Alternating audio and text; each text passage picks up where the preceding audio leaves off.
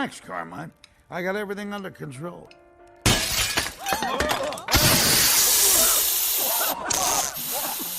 the hell's going on? The lights! What happened to the lights? Ladies, gentlemen, you've eaten well. You've eaten Gotham's wealth, its spirit, but your feast is nearly over. From this moment on, none of you are safe. Welcome to the Superhero Cinephiles podcast. I'm your host, Perry Constantine, and today welcoming back a returning guest, and that is Gordon Dymoski. Gordon, how you doing today? Oh, doing pretty good. Recovering from a nasty sinus infection, but otherwise, doing okay.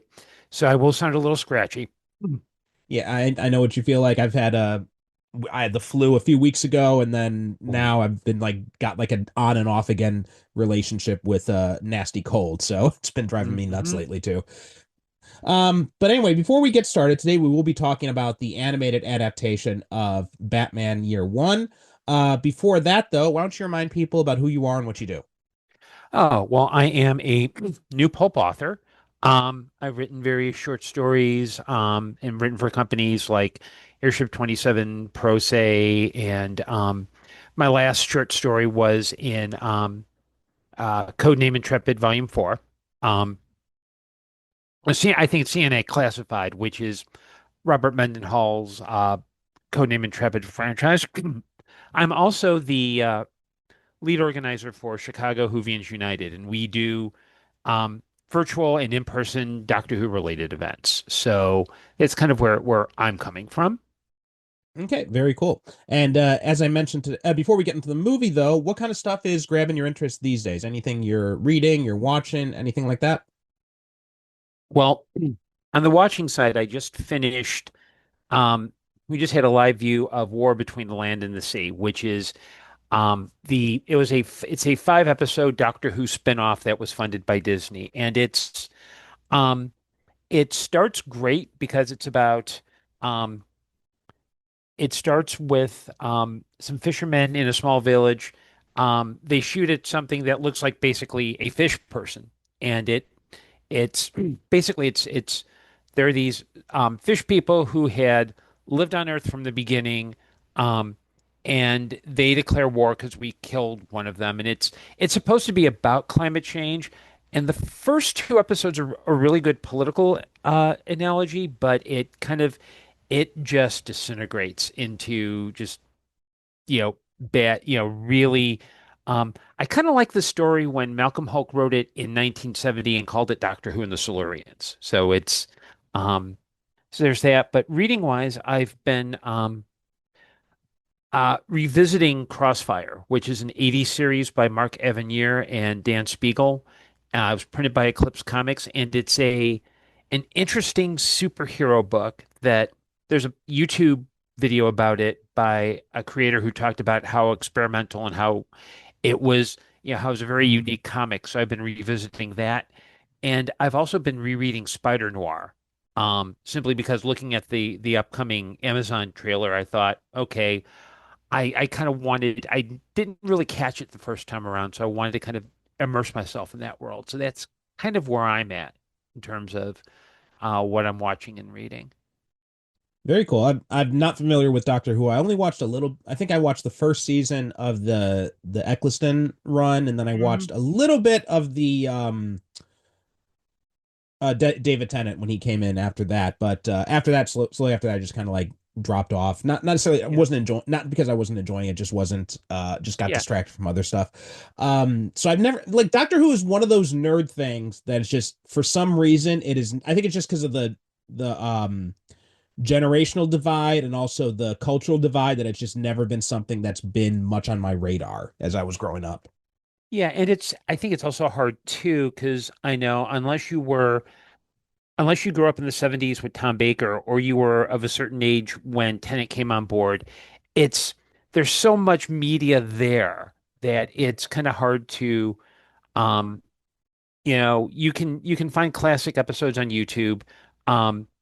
The newer series is a little bit harder to find in the United States because there's no distributor.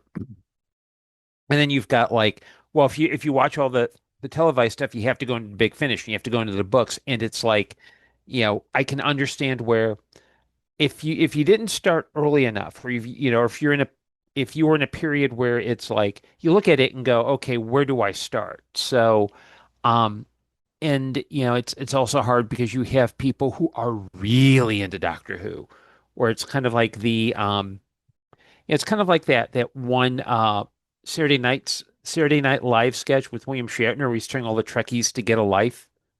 So you kind of just want to say, okay, dude, it's um with Doctor Who, I want to repeat the quote from a great philosopher named Joel Hodgson, who just said, just repeat to yourself, it's just a show. I should really just relax. Yeah, it's I guess it's kind of comparable to the X-Men in that way. Whereas if you Hmm. don't if you didn't get into it when you were young and you're trying to get into it now, especially in the comic side of things, I can't tell you how many times I've seen people asking on Reddit and like comic book forums asking like, "Oh, I really like the X-Men movies. Where do I start with the comic books?" And I'm like, "Okay, sit down. We're gonna have a discussion here." Hmm. Uh, but for my part, I have been reading. I mentioned this before, but I've been dipping back into Jonathan Hickman's Avengers run. Well, I'd read it before, and at the time that I'd read it, because he was doing the two books, he was doing Avengers and New Avengers, and I felt like I enjoyed the New Avengers stuff a lot more because it was much tighter in terms of the groups of characters he was dealing with. Whereas the main Avengers books, he had like this sprawling cast. He had these new versions of kind of like obscure characters. Like he had a new version of Hyperion, he had a new version of Smasher, of Captain Universe, and it felt kind of they had all these really cool big ideas, but it felt kind of it felt like the characters were kind of getting lost in the shuffle. So I wanted to, and I know it's all connects to Secret Wars, which I've been interested in revisiting. And I decided I'm just gonna go back to the Avengers stuff and read it all the way through and then go on to Secret Wars and reading it in one chunk. I've got these complete collections that actually put the new Avengers stuff in the right spaces where they happen within the Avengers stuff, so you're not reading them separately. And it's flowing a lot better, and I'm enjoying it more than I was before, but I do still think that in the main Avengers books, the characters are kind of getting lost in the shuffle a little bit there. Hmm. Yeah, I can see that, especially because I know Marvel and DC on some level, because I'm thinking it's similar to Justice League Unlimited, where when you're doing like these big, huge cosmic stories with tons of characters, it's sometimes easy to it at least for me, it's sometimes easy for me to go like, oh, okay, here's this interesting character who, is off on the side, and it's like, oh, where'd they go? So it's like throwing a lot of stuff at you, and it's sometimes hard to follow. So I can kind of see, um, I've been kind of Hickman's stuff has been hit or miss for me, but I think it's more of a personal taste matter. Um, but I do think it is one of those things where yeah, it can be a little bit overwhelming. I think the biggest thing with Hickman is again, he's got these really cool ideas, but I think he really needs an editor to tell him pare down your cast because it's getting too big. Hmm. And then it kind of sprawls out of the way. And I felt the similar thing with his his X-Men stuff, the House of X, Powers of 10 thing, where again, Hmm. really cool ideas, really fresh stuff for the X-Men, but you also got this thing where the cast is ballooned to such this extent that it's hard to zero in on any of the characters. Whereas his Fantastic Four stuff, he was locked into that smaller cast, and it was excellent because of that. So I think, and even Ultimate Spider-Man, right? With that, he's working with a very small cast, and it is probably one of the best things he's ever done. So I think, yeah, if he had someone confining him to reduce his cast, I think his stuff would definitely work a lot better for me. Hmm. The other thing is you mentioned Just League Unlimited, and I had also recently read the new history of the DC universe that Mark Waid he wrote Justice League Unlimited. He also wrote that, and that was interesting. It was a it was a really they found some interesting ways to kind of work stuff in and to fit together the pre-crisis with the post-crisis and the New 52 and the post-New 52 and the rebirth, and he found really interesting ways to work them all together. Like, for example, one of the things is in Crisis on Infinite Earths, everybody knows Supergirl dies in that, the Kara Zor-El version. And then in the post-crisis one, we got the Matrix Supergirl for a time. And then in the early 2000s, Jeff Lowe brought back the Kara Zor-El Supergirl, but it was like her first appearance in the post-crisis. So it was like the first time. And Mark Waid changed that, where it wasn't that she had been brought, it was her first time coming to Earth, but rather she had been resurrected by Darkseid. And it was a nice little twist that he threw in that worked as a way to make sense of this. And so another one was the birth of John Kent, because he's a little kid in Rebirth. So they explained that by saying that Lois and Clark had him in secret earlier on during the years prior, and that's why we hadn't seen much of him before then.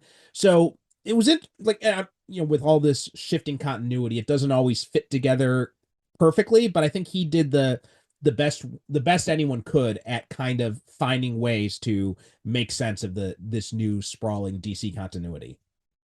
Yeah, I mean, there's a recent it's there was one, I'm not sure if they call it the new history of the DC universe or if it's like the hidden history, but they did a special that integrated a lot of the milestone characters. Oh, I think that was the secret history of the DC Right, the universe, or secret the other history. history, or the other history. I Yeah, the mean. other history. And that I thought was really interesting because it didn't do the it I know that when Milestone at one point DC did try to integrate Milestone in, but it was kind of more of a, if I remember, it was like more of a parallel universe or different dimension type explanation. Yeah, And I think it was like Worlds Collide or something like that. It was what it was right, called. right. And here it's more of a like, I think it's Dakota is a city that it basically just doesn't never got the attention that Metropolis or Gotham did. And that Dakota, there is this all of a sudden this sudden springboard for superheroes that just popped up in that through a variety of influences. And it's a really good book.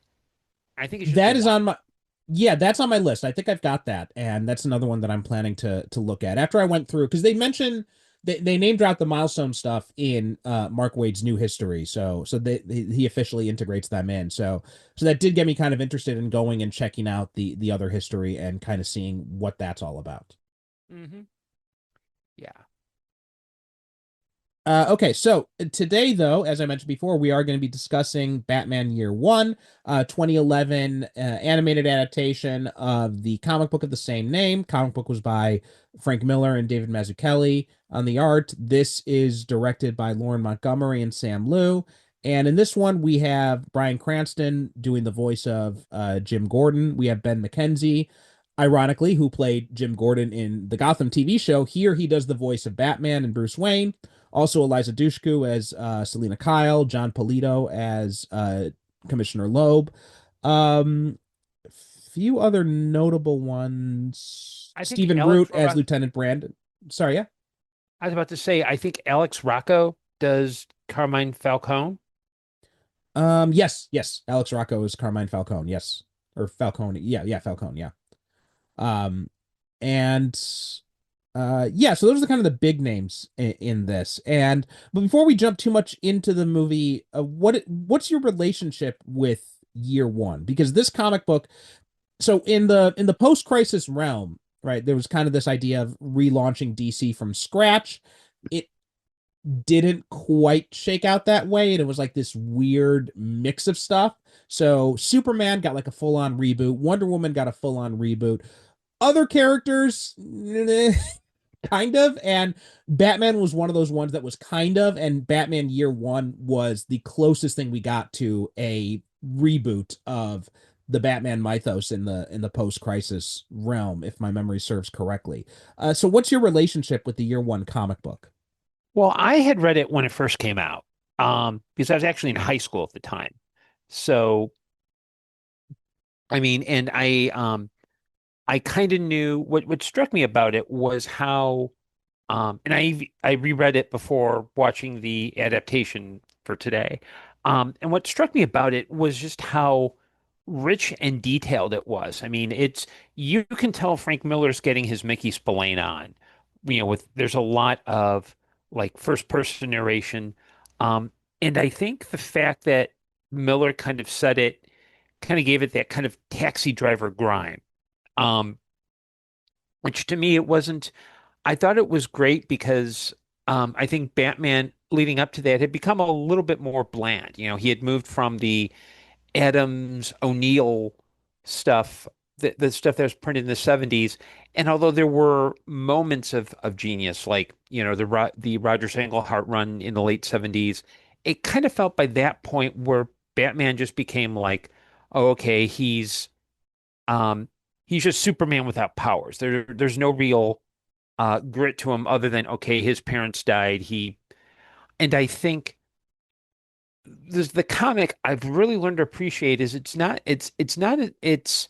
as much Batman year one as it is Jim Gordon year one, because their storylines parallel.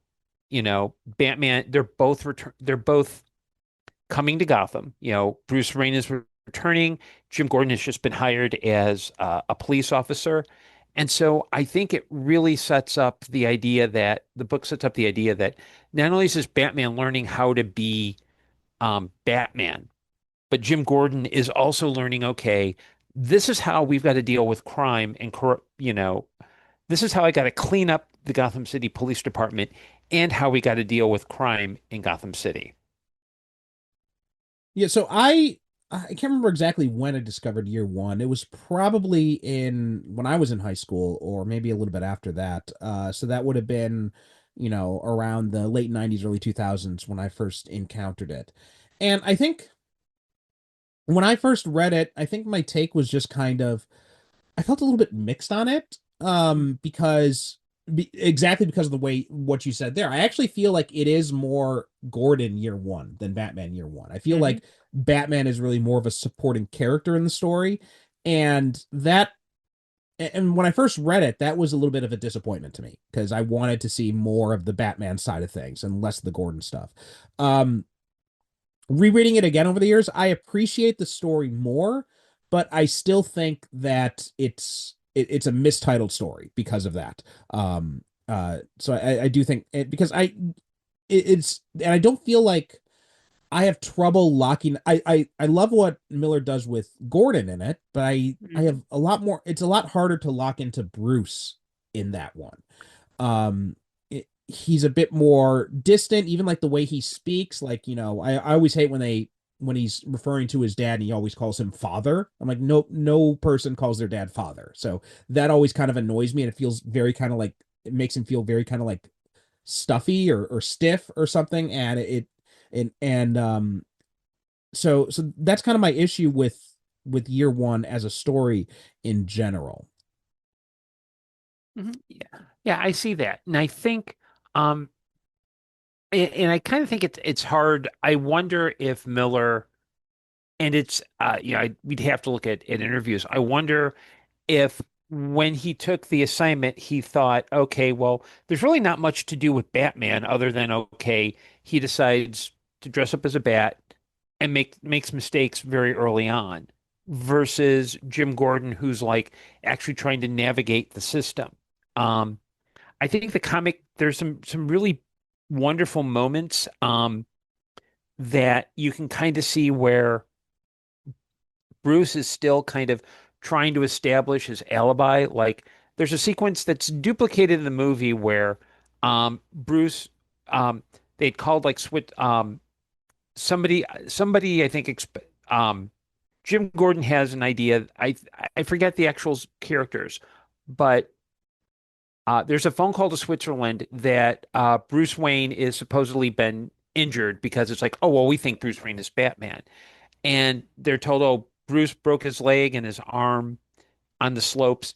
And in the comic, there's like the Bruce had, after they do, there's the scene where Jim Gordon comes and Bruce is with the woman who's then escorted off.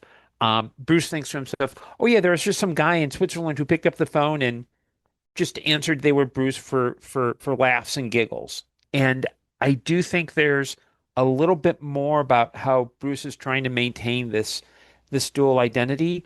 But I do think again, I think the story is a bit stronger because it is more on the Gordon side, because that's where the real kind of meat of the story is. There's really not much to Bruce Wayne Batman other than, okay, here's my costume, here's how I handle the secret identity thing, move forward. Yeah. And I've never really been a big fan of the whole Batman is kind of halfway crazy theory. Like, in my head, it's um Batman is a very well, I think psychologically, he's finding a way to take the trauma of what he experienced and move it forward. I mean, don't forget, this is Frank Miller's the same guy who years later would write All-Star Batman and Robin. And we can where Batman is just like out there. But I think this is the I think the closest he comes to a pure idea of what Batman might be like. Yeah, I think there's something to that. There's I think one of these days we'll have to do the goddamn Batman on the comic books aspect of the show, but we'll see if I have the stomach for that. Hmm. But this also comes on the heels of Dark Knight Returns, and I think Miller's style, I think, works a lot better with an older Batman because then Hmm. you can see like how he's kind of been driven to this point. And when you try to do that on a younger Batman, he's not as he doesn't have that same kind of, you know, jadedness from like the years on at the job. So it doesn't quite land the same way. And I think actually a good way, I think the best way I've seen that somebody dealt with this was actually the Batman movie. Because as I watched that movie more and more, I realized that, okay, we are dealing very much with this Bruce who is just super fixated on his mission, and that's where all his focus is. So he's kind of letting the Bruce Wayne side of things fall to the side. And I thought that did a really good job of delving into that character and how Bruce kind of becomes not a Batman who has to be all about just, vengeance and beating up criminals night after night, but he has to become a symbol. He has to become something better. He has to become a kind of symbol of hope as much as, a symbol of hope can look in Gotham.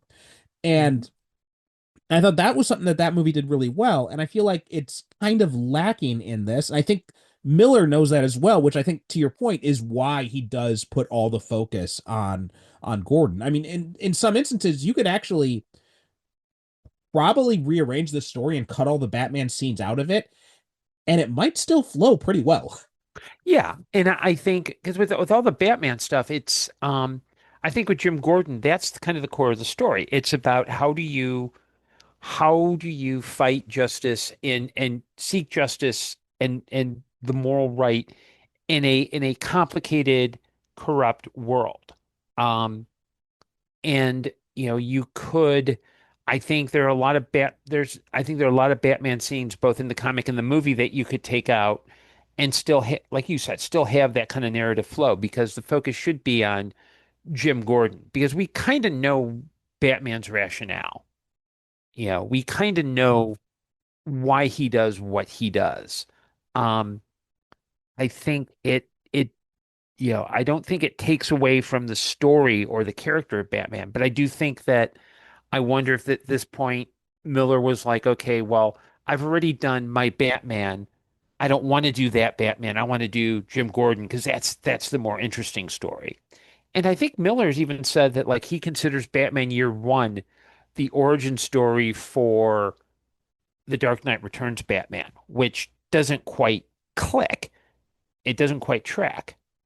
Well, yeah, Miller has said that, and who knows how much of this is just him telling people what they want to hear, or how much of this is just him just not remembering things, or what. But yeah, I believe he said that his Batman stories all kind of exist in its own continuity in his mind. So year one leads into Mhm. All Star, and then leads into the uh the Last Crusade, which was the Joker story, and then that leads into Dark Knight Returns, and then DK2 and DK3.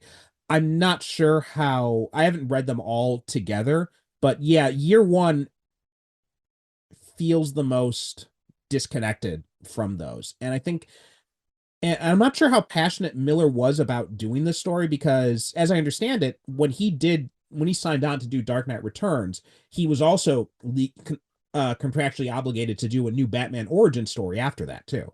So, so he may have figured because I remember his whole idea of Batman when he did Dark Knight Returns, and I believe he said this in an interview, was this idea of that he woke up one day and he realized he was older than Bruce Wayne, and he's like, that's not possible, that's not allowed. So then he decided that he was going to turn Batman into someone who was older than him, and that was his way of kind of dealing with his own, kind of like ideas of getting old and all that. And so when you take that away and you put him back into the year one mentality when he's again dealing with this younger Bruce, I really feel like Miller wasn't as interested in telling that story and doing that. So which is why there's much more focus on Gordon. And it's kind of funny because it's like the least Miller of his Batman stories. It also kind of stands out as that at being like one of the best ones.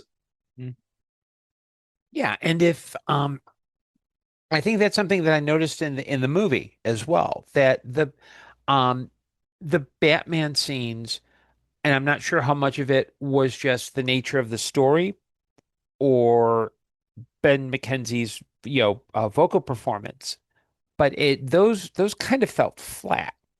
I mean, Cranston does a better job because even though he's playing a man younger than he is, he has enough of the, by this point, I'm not sure if he was in the middle of Breaking Bad or if that had ended. I never watched Breaking Bad, so I don't know the timeline. But you can Oh, you tell are how, missing out. You are well, missing out. I've been watching clips on YouTube, that and Better Call Saul. So, Yeah, um, I still got to get finished Better Call Saul, but Breaking Bad, that is like one of the greatest TV shows I've ever seen. So definitely devote some time to sitting down and watching it all the way through. hmm but you can tell where um Jim Gordon is becoming gradually more of a badass and more forthright and a guy you do not want to mess with. Batman in the film seems a little bit more like um, there's just something, it feels very flat and one dimensional. And I was also very surprised at how short this movie is because it's only like about an hour long with 5 minutes of credits at the end. And most DC movies, they manage to pack, they're usually like an hour 10, hour 15, and they pack a lot into that, whatever they're, but this, it felt, I mean, it's a very straightforward adaptation, which, it hits all the story beats, but I kind of felt in that the Batman seemed a little flatter, and didn't even seem, I understand it's a younger Batman, so he wouldn't be as um I don't think he'd be as, say, broken or determined. But Mackenzie, I just don't hear it. Whereas the other voice work kind of works. It really sells them. Kind of sells it. It's. I kind of wish they had reordered the scenes and just call this Jim Gordon year one. I mean, it would Yeah, be a.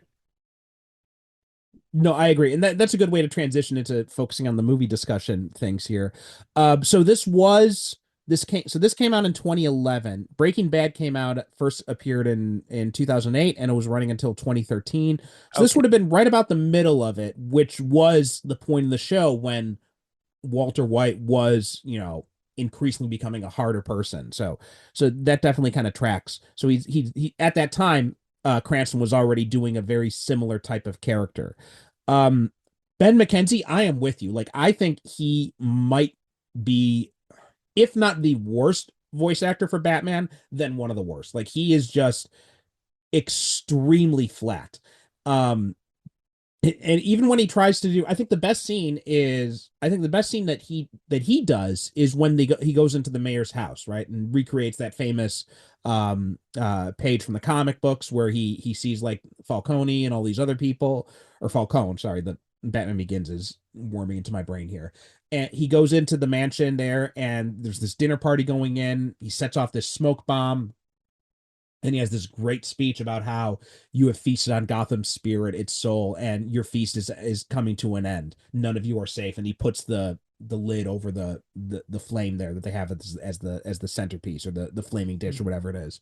Um, and that is such an amazing scene. It's my favorite scene in the comic book. One of my favorite Batman moments, period.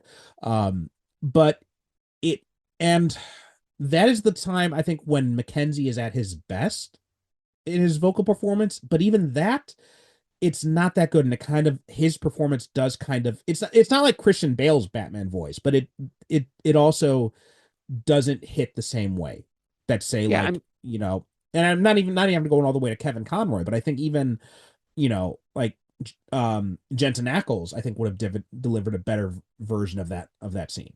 yeah, I was thinking along similar routes. Like if you take Kevin Conroy out of it, because he's in a class by himself, but like all the non-Conroy voices, Jeremy Sisto in New Frontier, Jason O'Mara, Bruce Greenwood, Jensen Ackles, they at least there's like a spirit there. There's a toughness that it's not through a gritty voice, it's through tone and directness. And Mackenzie kind of it never quite feels like you don't get that backbone in there. It just feels very, very much like, okay, I'm a young man, I'm trying to sound tough versus Ackles, who is a relatively young man, probably closer in Batman's age than I am at least. There's there's just a real spine and a sense of emotional and moral strength that I just don't hear in Mackenzie's voice. Yeah, I agree completely. And I think too, another thing, and I'm not going to put all the blame on Mackenzie's head, because I think one of the failings, and I don't know if failing is the right word, but one of the interesting points of this movie is just how faithful an adaptation it is of the comic book. Hmm. And I feel like in some ways that might actually work against it. And I compare it to the Dark Knight Returns adaptation, which is my favorite of these animated movies.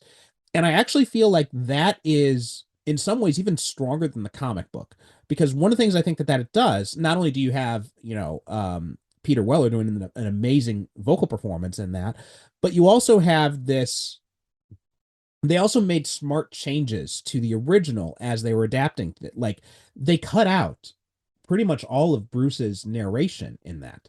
Hmm. And it and I feel like that was actually a smart thing, because Miller's, kind of like hard-boiled noir narration, it reads well on the page, but when it's delivered vocally, it comes off as a bit hammy.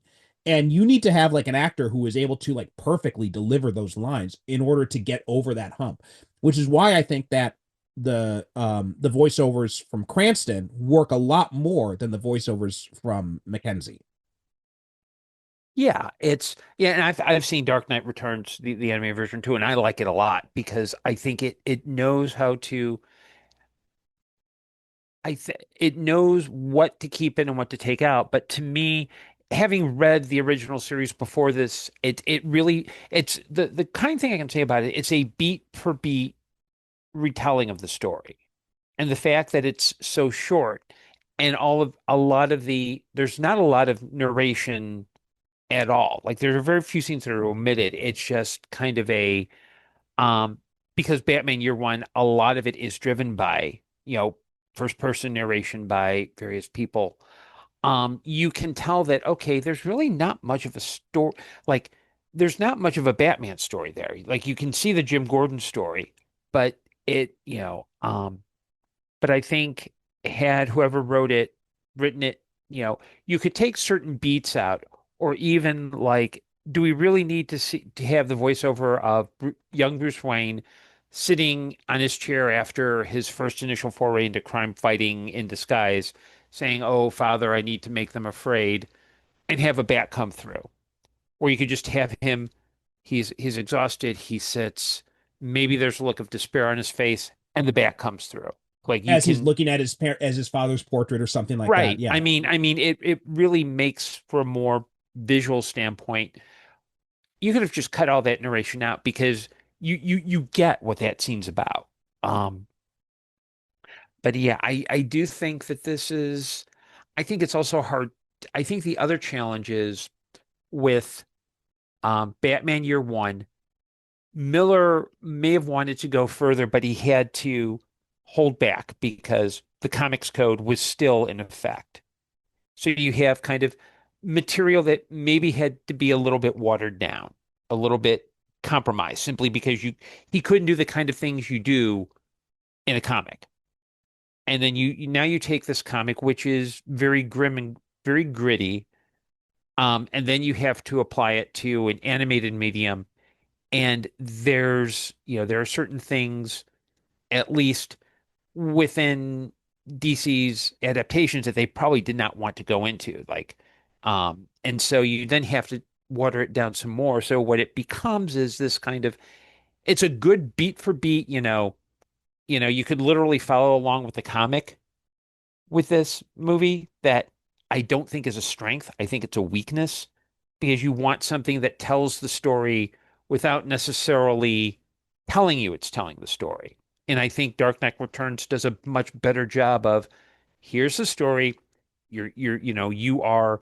I mean, if you try, I'm sure if you tried to follow along with the comic with the animated movie, it's like you'll be skipping 2 or 3 pages at several points. So I do think that Batman Year One kind of suffers in that it feels very by the numbers, which is not a compliment. Yes, no, I agree completely. But let's put a pin in that, and we're gonna break for ads, and we'll come back. We'll talk more about what I think about that aspect of it. We all love superhero movies and TV shows, but what about the comics that inspired them? Marvel, DC, Image, and more have provided the template for the movies and shows we all enjoy watching, and it's important to honor that tradition by buying and reading comic books. Superhero Cinephiles is proud to be an affiliate of mycomicshop.com. It began as a small mail-order business operated by junior high school student Buddy Saunders all the way back in 1960, and has been operating on the internet since 1997. My Comic Shop has new releases, value packs, back issues, trade paperbacks, comic art, regular auctions, and a whole lot more, including 35% discounts on pre-orders. You can also sell your own comics or utilize their consignment services. You can even create your own want list of comics you're searching for. To get started, check out our affiliate link in the show notes or on the superherocinephiles.com homepage. Blast off into a new universe with Corsairs, a new sci-fi space opera serial by me, Percival Constantine. In these adventures, join the crew of the Corsair, a group of intergalactic mercenaries, as they struggle to survive in the depths of corporate-controlled space. If you're a fan of Firefly, Cowboy Bebop, or Guardians of the Galaxy, then you're going to love Corsairs. Subscribers to my Patreon get 2 new episodes a week, while free members get 1 new episode a week starting in December. Patreon offers new subscribers a 7-day free trial, but I'm also throwing in another perk. If you sign up with the coupon code SCP, you'll get 90% off your first month. So visit patreon.com/Percival Constantine and join in the adventures. And we're back. And so right before the break, we were talking about the flaws about having this hues too close to the source material.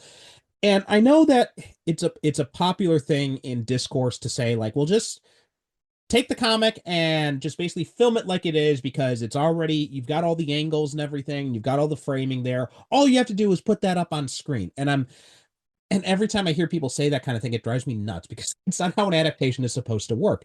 Even though they seem very similar, comics and film are still very different mediums. And you have to, and one of the things that, Derek and I talked about way back when we talked about the Japanese adaptation of Clint Eastwood's Unforgiven, is we talked about the idea of you have to translate the story into another medium. Just like when you're translating between languages, right? If you're translating something from English into Spanish or Japanese or Korean or whatever it is, there's some phrases that if you just do a word for word translation, they don't work in the target language. And because or they may come off as too direct or not direct enough. And a lot of that, there's a lot of cultural stuff that's involved in there too.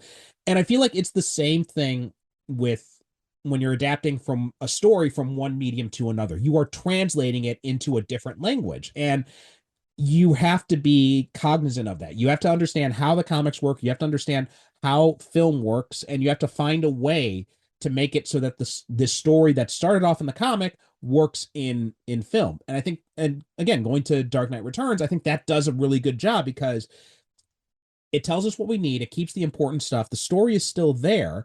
And yeah, it does throw in some, visual hints to the comic book and recreate some panels, but it also knows where it should cut things, where it needs to change the pacing, where it needs to speed things up or slow things down to make it fit the film version. Whereas this, it really does feel like I mean, the fact that it was written by Tab Murphy, I really have to wonder how much work Tab Murphy actually did on this script, because it just seems like all he did was have year one out open in front of him, and he's just typing as he's looking at the year one comic book. Yeah, and there's one scene towards the end that where I think he really didn't get, he didn't get the assignment. And it's the scene where the baby is thrown off the bridge is dropped from the bridge. Um and Batman is Bruce Wayne. He's not wearing a mask. He catches the baby. Jim Gordon is in the water, and it's in the comic, the way that Bruce Wayne's face is framed, it's an overhead shot, and you see like it looks like shadows. So you're not sure if it's shadows or mud or anything.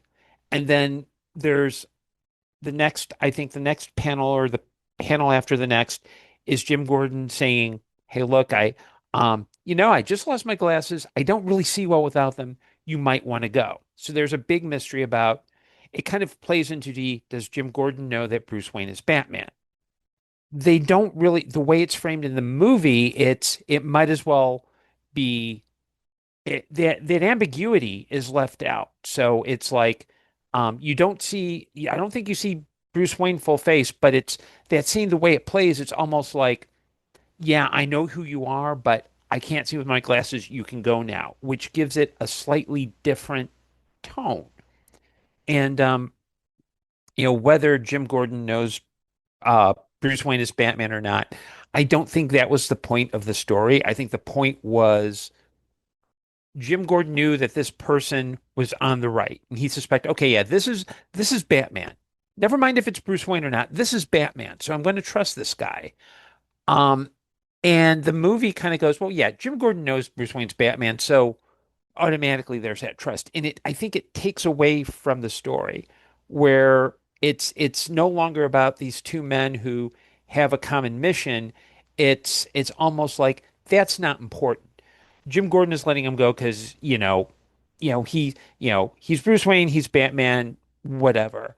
But I do think this is a little bit too straightforward. Um, I think there could be a little bit more done to um, kind of build out character. I mean, it's the subplot with Sarah Essen, who's voiced by Katie Sackhoff. Like her voice work, I don't know. Was this an Andrea Romano? Did Andrea Romano do the voice? Was she voice director on this film? That's a good question.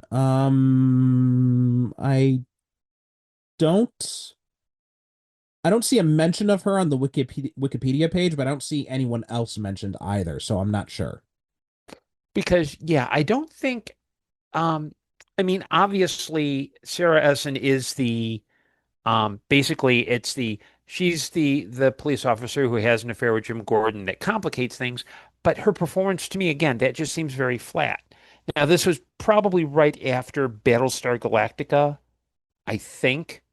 I think it may have gone off the air in 2010 or 2011, but it just really feels like it's very perfunctory, and there's Mhm. probably a little bit more you could do there. So I'm looking. Okay, it looks like she did actually. I looked up her specifically, and it does say that she did the voice direction for Batman Year One. Mhm. Yeah, and Um, this may have been Sakharov's first ever voice job, but it just that's one where I felt I don't know if they got the most out of Dushku because I think she brings something to Catwoman, but I wish they could have given her a little bit more. Well, this goes to, and this is not a weakness I can necessarily level at Dushku or Sakov, but I just feel like this is a weak, and it's not even a weakness with the movie's writing; it's a weakness with the source material, which again is Hmm. a weakness in Tab Murphy's script, and that it hews too closely to that source material. Is that Frank Miller just really can't write with female characters? Like he just can't. I mean, it's just like they're all either he is so locked into this Noir sensibility that you know I don't, have you ever read the webcomic Short Packed? No, I have not. So it's a comic that's set in like in a toy store, but they do a lot of stuff with like nerd, things, and sometimes they're just these asides where he would just do these, funny little comics. And there's this one with Frank Miller, and it's like these men have kidnapped Frank Miller and they sit him in front of a typewriter, and they tell him, they're like, they hold a gun to his head and they're like, okay, Frank Miller, here is your assignment. You have to write a story about a woman who is not a prostitute, and if you can't do it, then we will kill you. And then he just starts typing and he's like sweating, he types WH, and it's just like nothing but whore. I just feel like that is very descriptive of Miller's work. And I hate the fact that he decided that he turned Selena Kyle into a sex worker in this story. It just doesn't seem to add anything to her character. It just felt like he thought that was something that was kind of like edgy to do. The S and Gordon affair, I never really liked it. I never really, it never really struck me as, it just felt, I don't know. It just, I don't like what it does to Gordon as a character. I didn't really like how Essen was portrayed either in the original story or in this movie. And I feel like Miller's own weaknesses as a writer when it comes to women are definitely reflected in these performances. So it's hard for me to judge Dushku or Sakoff too harshly because I just feel like their characters aren't well written to begin with. Yeah. Well, I could see again, that's why I kind of focused on the voice direction because I'm sure that a good voice director might have said, okay, this is weak material. How do we get these actors to come off stronger? Or what can we add? And again, it may just be, it may just be fruit from the poisoned vine. It's if the original source material that's a flaw there, and the screenwriter is just one of these, oh yeah, let's just throw the comic, again, what read a comic page, type out the dialogue. Um, that might be why they're not that strong.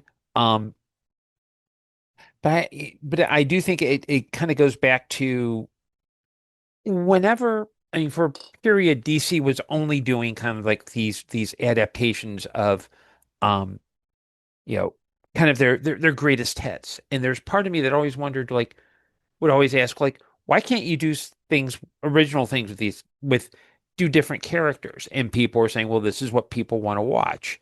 Um if you put a gun to my head and had to force me to watch Dark Knight Returns or this, I'd watch Dark Knight Returns because even though it's still flawed source material, the adaptation does enough with it where it's like, okay, yeah, I can watch it one more time. This, it's like I think the brevity is a benefit because it's like after an hour, you don't have to worry about it anymore. Hmm. Yeah. I actually I disagree slightly on the about what DC was doing at that time with these movies. I actually thought that was a really cool thing that they were Hmm. adapting these stories.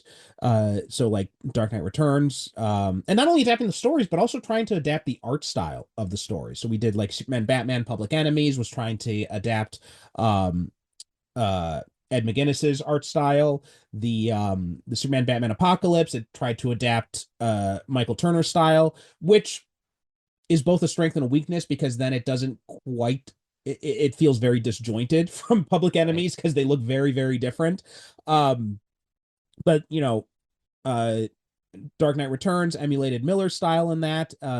Year one, this emulates, Mazzucchelli's style. And and then they had other ones where the style doesn't quite work so well, but they still try to like achieve something similar to it. So you think of like All-Star Superman, you think the new 52 movies and all that. And I felt like that was a I really liked the idea of adapting these different stories that were set in different eras. And I feel like I think one of the problems might be that year one is not really a story that I think needs one of those adaptations. I think this medium and this kind of idea is better for stories that don't really work in other film adaptations. But year one, we basically got it in Batman Begins. We basically got it in The Batman. So I don't really see a need for this as an animated version that's just a straighter adaptation of the source material because it's not like Public Enemies. It's not like Gotham by Gaslight or something like that where it's so complete, or Dark Knight Returns where it's completely disconnected and it might confuse a larger cinematic audience, but for a smaller niche audience it would work fine. year one doesn't feel like a story that needs that. And so that's another thing here is that's another problem with it too. Whereas, if you're going to do something like, like well, what they're coming out now, they're going to be doing the Nightfall story. They're going to be adapting that in animated form. And I think that's a good example of something that would work better as an animated form because you could hew more closely to source material while still making an adaptation and making some changes to it. Right. And with Nightfall, you've got so much source material that you can kind of go, you can pick the best bits and work through the bits that don't work. Yeah, absolutely. Yeah, that story is very kind of sprawling because of the demand of the 90s crossover. Um but that all being said, when it comes to the animation here, I think that's probably the strongest part of this movie. Like they did an incredible job of adapting Mazzucchelli's art style into this movie and really making it move. Um there's I can't remember which one it was. There's one that I'd watched recently and the the animation it didn't quite flow as well when it came to like some of the action scenes and some of the fight scenes. But here, like even after I watched this, I went back and I watched like a cut on YouTube of just the Batman fight scenes, and my God, they are spectacularly done. Yeah, I think that's where the quality really shows. It's that, um, I mean, it's a great, turn the sound off, and it's great to watch simply because you get you get that kind of you get a really stylistic, very stylized animated experience. And I think too, it really kind of um, I think it also sells that kind of gritty, Frank Miller's, I'm sure Frank Miller had Taxi Driver playing in the background as he wrote this script. And I think you see that, it's able to be gritty without being obnoxious about it. It doesn't hit you over the head with it. Um, and so I think it's a great looking film, but I think my issue with it is mostly just the script because it's just too bland. It's like, okay, I've read the comic, I've watched the movie. I feel like there should be something that's different about it, as you said. It's not just take the comics, put it on screen. It's like it's It's like one step above the motion comics at right. DVDs that DC used to do. Yeah, Yeah, and which it's and I don't say that as a compliment because the motion mhm. comics are first. I never got the appeal of the motion comics, so I've never watched any of them. But just like the whole idea of it, just never really struck me as something I would want to watch. And this is at least an animated thing, so they're putting more effort into it. But it's still but it's basically the motion comic, just with some better animation. Yeah, I mean, when I like to me a motion comic, I've tried watching them for like a minute or two, and for me, I always think like, you know, the better mo the better version of this is the movie that plays in my head when I read the comic. Exactly. And to me, that's the ultimate, with Dark Knight Returns, it's a better it's better than the movie that plays in my head when I read the comic. Hmm. New Frontier, I love the comic because but the kind of the stripped down version that came out, again, it's a better version of the movie that plays in my head. Here, it's like the movie that plays in my head when I read the comic is the same as the actual animated. So it's like, I understand what's the point because it's important to DC. I don't see what's the point of doing it like this, where Yes. Yeah.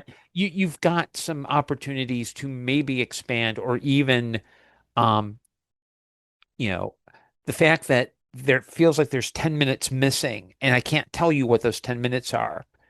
I think it just feels like this feels like okay, we got to do this and let's get this out there. Whereas I think other productions may have been a little bit more, there's like more care, like, oh, okay, we really need to do a good job on this one. Mhm.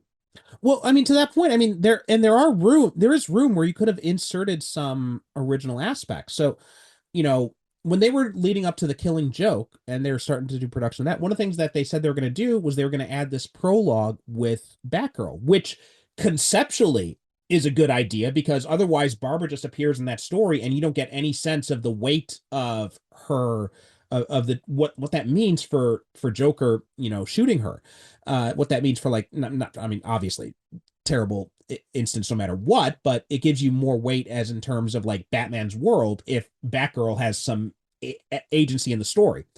What they did was terrible. So, Yeah. but putting that aside, the idea was a good one to add some more stuff with Batgirl so that she plays a bigger part in the story and doesn't just feel like we're just, throwing her in here just to not kill her off, but just to cripple her. Whereas this, I mean, and there's some places where I think we could have done a little bit more. Like you could have had maybe work in some flashbacks of Bruce's training around the world, right? Hmm. Or something like that. Um, uh, or another thing too is the original story, right? We see Gordon talking to Dent about Batman, and then Gordon leaves, and then Dent turns and Batman's there in the corner, he's hiding. And it's like, okay, so they've got this relationship, and because the year one, the comic is mostly focused on Gordon, that's fine. That's a useful shorthand to show us, which is going to lead into Long Halloween and all that. But I think would have been better is maybe show a scene where Batman and Dent meet for the first time. Have something like that in there and give Robin Atkin Downs a little bit more than just like a short conversation. Um, or also, they meant, Gordon mentions at the end that, we're investigating this, there's this guy calling himself the Joker, right? And that works in Batman Begins, right? When you see the Joker card at the end, because this guy, because the version that we see in Batman Begins is a total mystery. We don't know what happened before him, but we do know the version in the comic books is the guy who fell into the vat of chemicals with the Red Hood gang. Let's see a scene with Batman going after the Red Hood gang and, dealing with the idea of like, his actions causing this guy to possibly die and, questioning that aspect. Give a little bit more to the Batman side of the story too. And there's, like you said, there's plenty of space here, and that could have added an extra 10 minutes or more to this movie. Yeah, or expand that scene with Dent where Dent basically says, you can't be going to me because the way I prosecute is dudes have to get arrested. At some point, you're going to have to work with Commissioner with Gordon, and Mhm. Batman can be like, "Hey, look, I don't want to work with the police. I don't, you know, I've got my mission." So that you get that sense of, like with Jim Gordon, we know what's in it for him if he partners with Batman because he Mhm. gets to enforce the law in Gotham City. Batman needs to get something, maybe it's a person who, turns the other cheek. Maybe it's, who kind of, knows to look away, plausible deniability. I mean, even the Batman TV series had Commissioner Gordon deputize Batman. So Mhm. figure out how do you get to, there's another brick in the, okay, how do you establish that relationship? Um, you know, do a Red Hood scene. Maybe even do like, even if something as dumb as like how did he actually put the costume together? Like Yeah. it's like, okay, well, I have to go out at night, so I can't be too bright. So I'm gonna wear, you know, gray body armor. Oh, okay, there's this I need some extra protection. So he's got a cod piece and he's got the swim trunks on. He's got special boots, gloves, the cowl. But build this out so that we get a better sense of this is Batman leaning into Batman versus kind of like he's like, okay, I got beat up one day, a bat flew in my window, there you go. Like, how does he not just get the costume, but how does he work up the way to be threatening to criminals? Like how does he because here it just feels like, oh, okay, yeah, he's Batman versus at least like Batman Begins and the Batman, we see a progress of being, okay, he's not quite Batman yet, but we see where he gets to. Or even the Dark Knight Returns, where not the Dark Knight Returns, the second movie, The Dark Knight Rises, Dark Knight. where yeah, The Dark Knight, where at the end he's like, "Hey, let me be the bad guy. Either you die a hero or you live long enough to be a villain." Batman says, "Hey, I'm the villain. Make me the villain." There's really no arc here other than Bruce Wayne comes back to Gotham. He's working with Commissioner Gordon, and we don't see that piece on. We see Jim Gordon's arc. We don't see Batman's arc. No, Batman doesn't really have an arc at all in this movie, and it's Hmm. I think that is one of the weaknesses of the story, which is again why I say this is actually Gordon year one and not Batman year one, both the comic book and this movie. Hmm. Um, and yet, Batman Begins I think did a really good job of showing that building it up. Right, there's the scene where he meets with Gordon, and he's not wearing a cape yet or anything like that, and when he's trying to escape, he nearly falls down the freaking fire escape. So then he decides, and then he goes to Lucius Fox, like, I think I need something that's gonna, help me move through the air a little bit more. I need something that's gonna help me glide, and then that gives a justification for the cape. So we kind of understand how these things work together. Um, in the Dark Knight, another thing is when he's dealing with the limitations of his costume, and he goes to Fox like, I want to be able to turn my head. That's kind of something that I think that might be useful, and so that he designs the new bat suit from there. And yeah, any of that stuff would have been good to show the building up. Even a little bit more stuff with Alfred, because Alfred is supposed to be Bruce's conscience, and we don't get a whole lot of Alfred stuff in this movie either. So yeah, the Batman part of thing, the Bruce Wayne part of thing, it just it he's just kind of there throughout most of the movie, and it's really, when it comes to character stuff, it's really all on Gordon's shoulders, which may be a blessing given that Bryan Cranston's voice performance is so much better than Ben McKenzie's. But from a perspective of a Batman story, it's kind of disappointing, or even just like the detective side of things, because this Batman, we don't see a lot of the detective aspect in this story, which I never really realized until this latest viewing, is that there's not a whole lot of that aspect on it. And this is very much just kind of like the taxi driver version of Batman, which that also kind of annoys me that they adapted that scene so faithfully when he goes into the 1970 style Times Square of Gotham City, because it feels so dated. It feels so like it's just an animated version of Taxi Driver. And I feel like we didn't need that much. Yeah, yeah, that could have easily been like changed to a more, more 90s or 2000s style of that kind of seedy neighborhood where, when it would bring the film, I think, a little bit more up to date, but I also think too, I think it would have strengthened the film because it would have made it a little bit more timeless. It wouldn't have felt like, as you said, that, um, in the 80s, a Taxi Driver reference, like Taxi Driver is like 76, 77. So it was 10 years. There's enough where you can it's a logical leap. But to go from a 1970s style setting in 2011 is just not going to work the same. It's going to hit Mhm. differently. Yes, absolutely. Um, all right. So, is there anything else you want to say about Batman Year One? Um, Read the comic. Read the comic. It'll probably be a better experience. And this is one where I'm not surprised that it's available for free with ads on YouTube. That's all I'm going to say. Oh, really? Okay, I didn't realize that.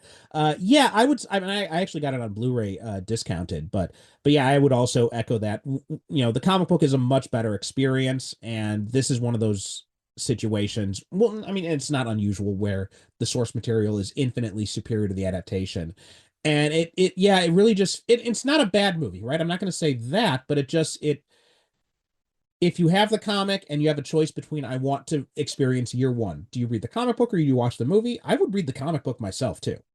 Yeah, the kindest thing I can say about Batman Year One, the animated version. It's there. I mean, you're not going to gain anything or lose anything from watching it. Yeah, well, I will say a little bit more kindness is the animation style and the action scenes Right. are very well done, and also Bryan Cranston's Commissioner Gordon or Lieutenant Gordon, and I feel like and honestly, this movie does this kind of justifies why you see Bryan Cranston as a popular fan casting for Gordon all over the place. Mhm. Yeah, I mean, he's probably the best. I'd say if you're going to watch it for his performance and the art style, Mhm. because I think both are what make it worthwhile. Right, absolutely. Okay, Gordon, thanks so much for coming on. So why don't you tell people where they can find you? Okay, well, you can find my written work on Amazon or find bookstores. If you want to check out Chicago Whovians United, we are on that and my right and that and I have a Patreon for Chicago Whovians United. It's patreon.com/Chicago Doctor Who Meetup. My personal Patreon is patreon.com/Gordon Dymoski, and my website is gordon-dymowski.com. Okay, and as for us, superherocinephiles.com is the website. We are superherocinephiles.com on Blue Sky, Super Cinema Pod on all the other places. And that does it for this episode. Thanks so much for listening. We'll talk to you next time.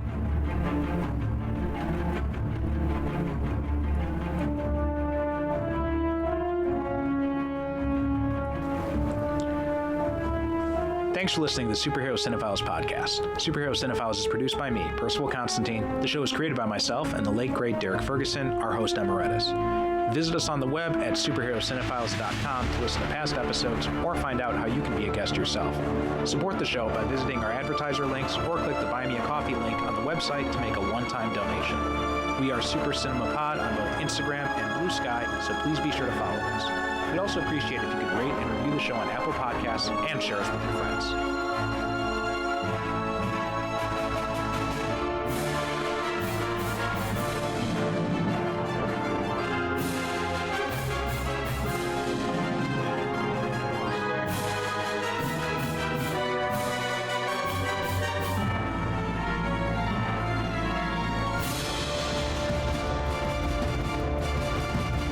Thank you for listening. And as always, good night, good evening.